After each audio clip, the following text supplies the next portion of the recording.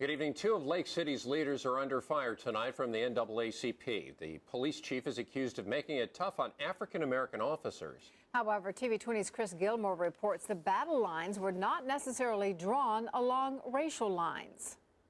The city council meeting room today was filled to capacity with people wishing to defend their city leaders and the Confederate flag. Others wanted to point out a series of misjudgments that are casting a negative light on Lake City's police chief and city manager. I'm the captain of the mechanized cavalry in the state of Florida, and it was my group of men that she was being photographed with on that day.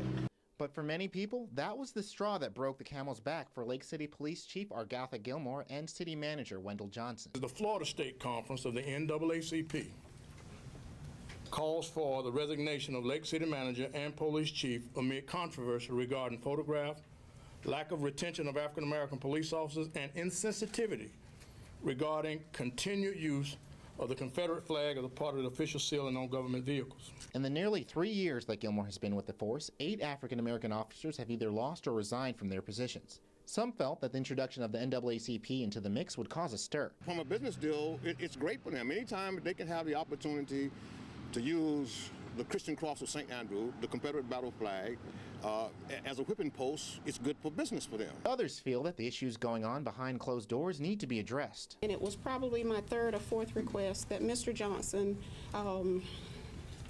considers the idea of possibly diversity training. And Mr. Johnson said to me, and I quote, "There were rednecks here when he got here, and those rednecks aren't going to stop being rednecks with diversity training." Whites aren't the only ones standing up for the Confederate flag and city leaders. The flag is not an issue here.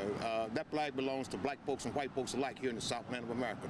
Our folks earned a place of honor and dignity under that flag. Colson and others present at the meeting feel that regardless of race, flag, or denomination, the public appreciates someone who does their job.